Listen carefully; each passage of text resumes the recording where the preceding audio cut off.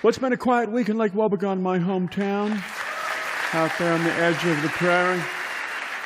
It's just been perfect fall weather. All the trees at their peak of color, all those shades of reds and oranges and yellows that we would caution our teenage daughters against ever wearing for fear it would ruin their reputations. But there it is, all over nature, and the air is so rich and full of apples and smoke and leather and old leaves. It's the most beautiful time of year in Minnesota, full of memories. And if you visited here at this time of year, you'd be more or less obliged to put down roots and stay. It would feel like you're home. Of course, winter is better for us in a character-building sense and more beautiful in a pure aesthetic sense. And spring is the season that we think we ought to like more because there's so many poems written about it. But those poets were not from here. They were from England. And so spring must be really wonderful in England. And summer is the season that has everything going for it. So that's probably why it's such a big disappointment. But here is fall, this sentimental time of year, and we are sentimental people in Minnesota. That's why we're so formal and so forbidding and cold, because if we let our hair down, we'd just be a puddle of tears.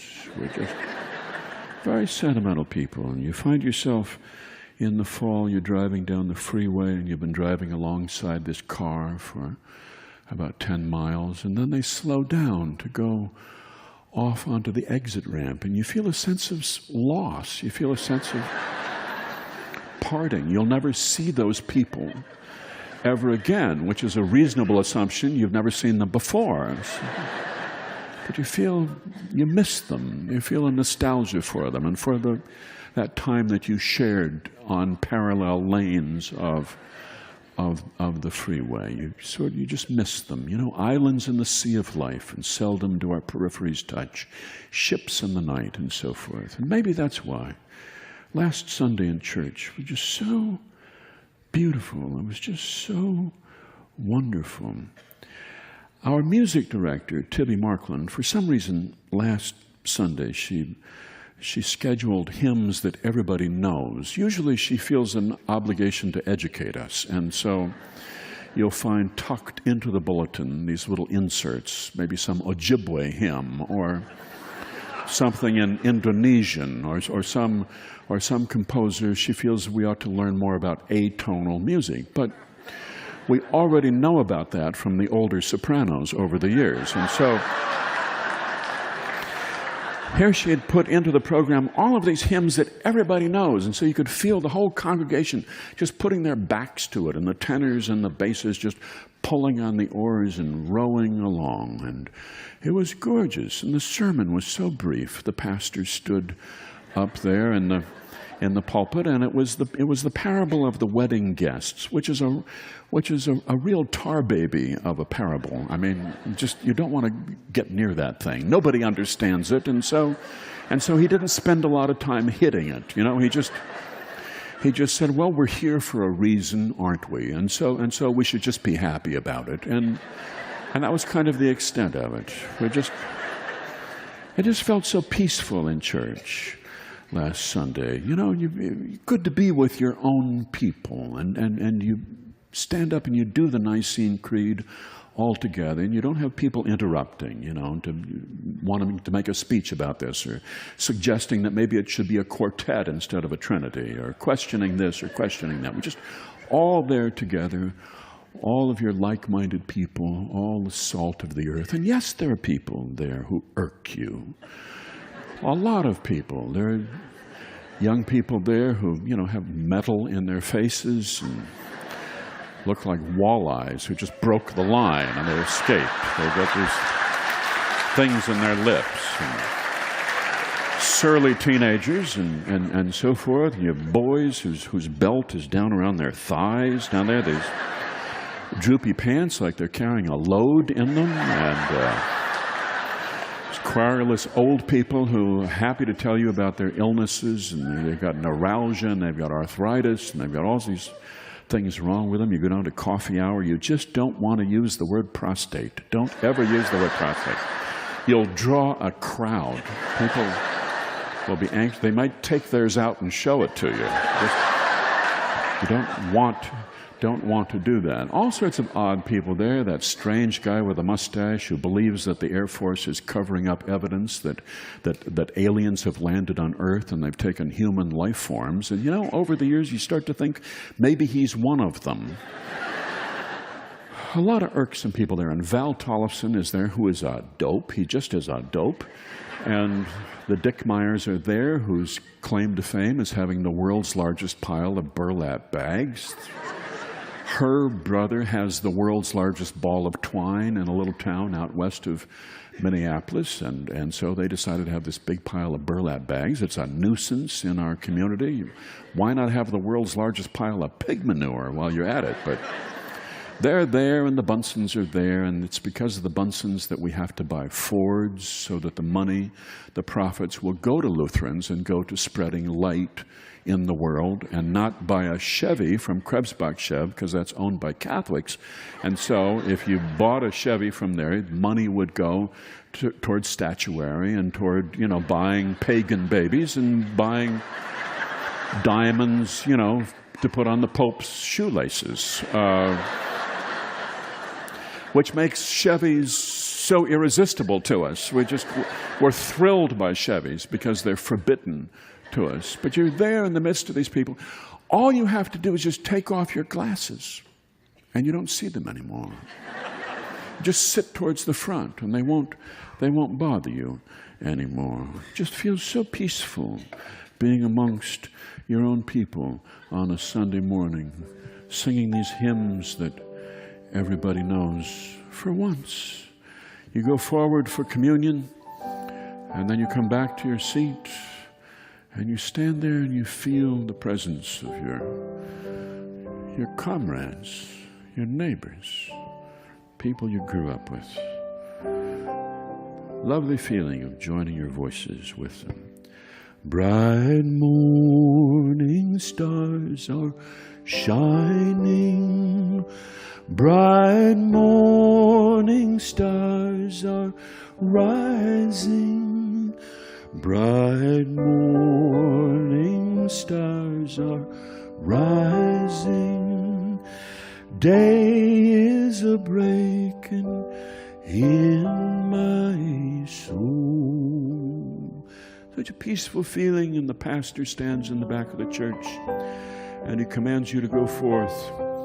There is work to be done. If you do not do it, it will not be done. There are things to be said, and if you do not say them, they will not be said. Lovely feeling in church on Sunday. Oh, where are our dear fathers? Oh, where are our dear fathers? Oh, where are our dear fathers? Day is a breaking in my soul. Oh, we live on sentiment, we live on feeling, we live on hope. All of the tickets are sold for the seniors' luncheon on Wednesday, at which Cindy, the physical therapist, wearing her cutoffs and her short shorts, will be working out with a yoga ball, showing old people how they can remain limber in old age. All of the tickets are sold. We live on hope. We live on dreams. Oh, where are our dear mothers? Oh, where are our dear mothers? Oh, where are our dear mothers? Day is a breaking in my soul. They have gone to heaven shouting. They have gone to heaven shouting. They have gone to heaven shouting, day is a breaking in my soul. That's the news from Lake Wobegon, where all the women are strong, all the men are good looking, all the children are above average. This is one they left out for the offertory, this beautiful old Swedish piece, The Garden of the Seraglio, Wilhelm Stenhammar. Roses bud in the twilight, heavy wet with scent, while pine trees are bowing and slowly sway, so weak, so stand. Glimpses of dim silvery waves of pale and ghostly wraith. Minarets lift their arms to the heavens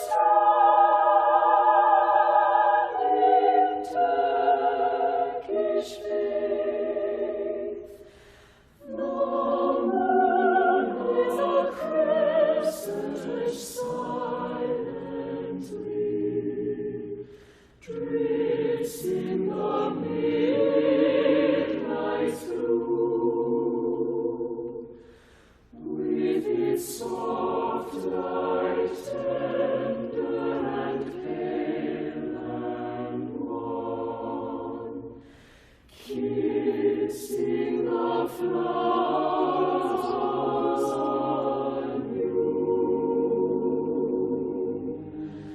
The Seraglio garden, the Seraglio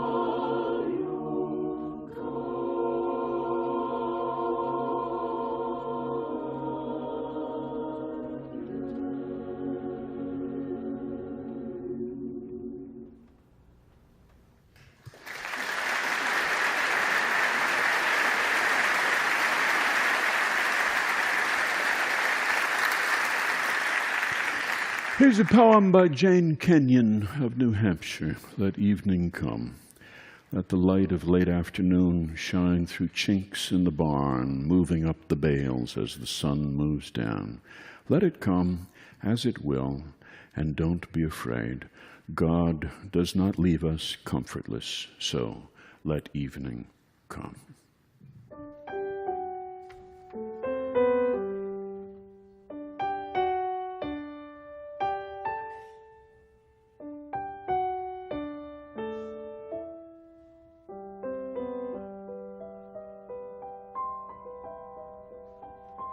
Let the light of late afternoon shine through chinks in the barn, moving up the bales as the sun goes down.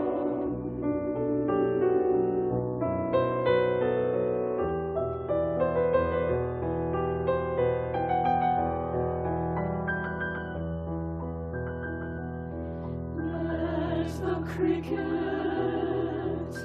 take up chafing as a woman takes up her needles and her yarn. Let evening come, let evening come, let evening come.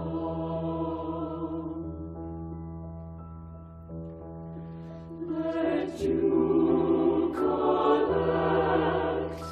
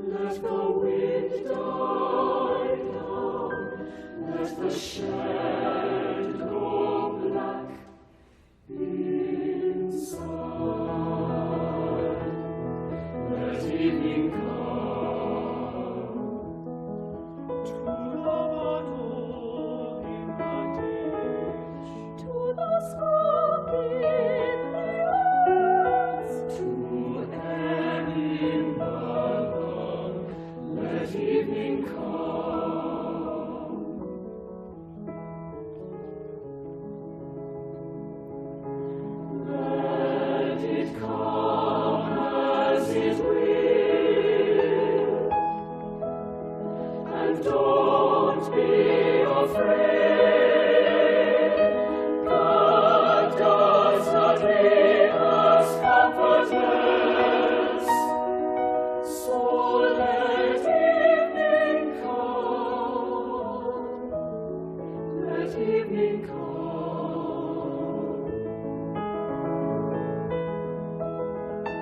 Let evening come.